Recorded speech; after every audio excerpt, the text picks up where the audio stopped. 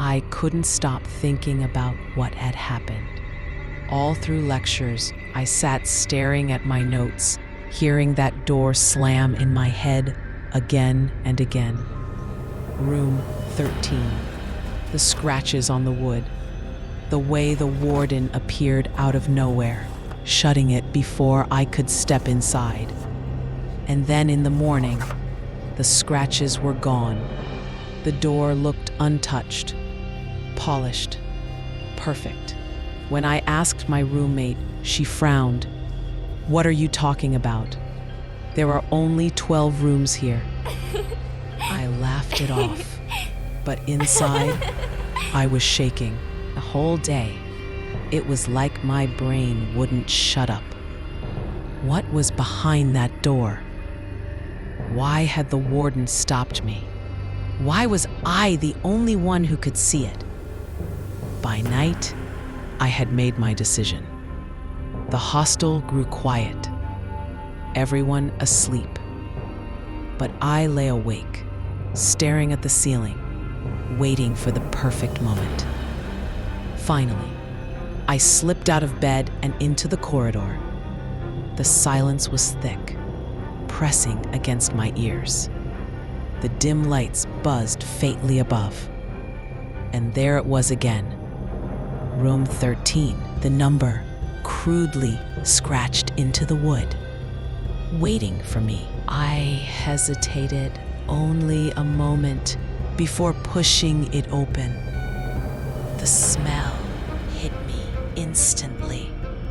Damp, metallic, rotten. Inside, broken furniture littered the floor.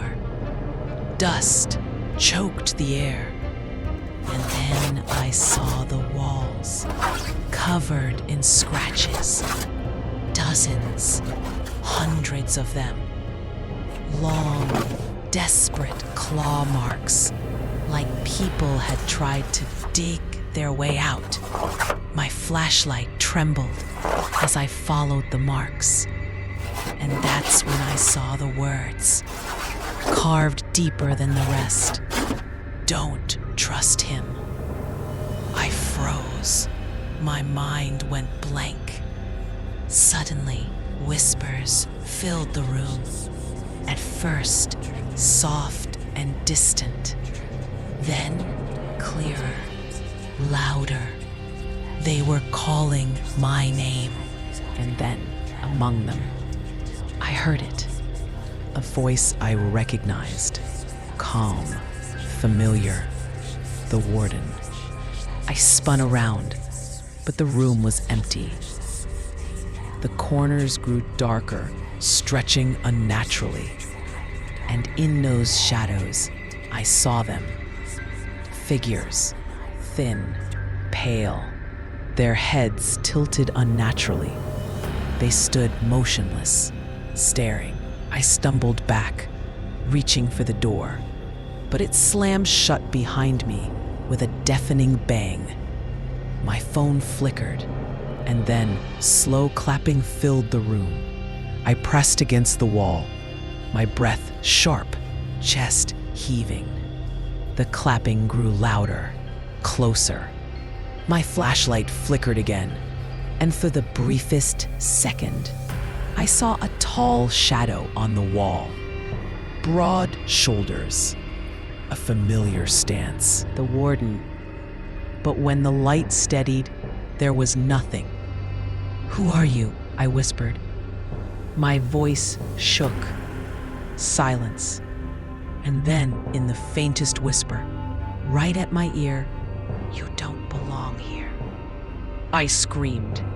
The shadows lunged forward. The light died. Everything went black. When I woke up, it was morning. I was in my bed. My roommate said I never left the room. But when I picked up my phone, my hands went numb. There were photos in my gallery. Dozens. Me, standing inside room 13. Me, surrounded by shadows. Me, with a blurred figure right behind me. And the last photo made my blood freeze. It wasn't room 13 at all. It was my hostel room. I was sleeping peacefully in bed, and someone was standing over me.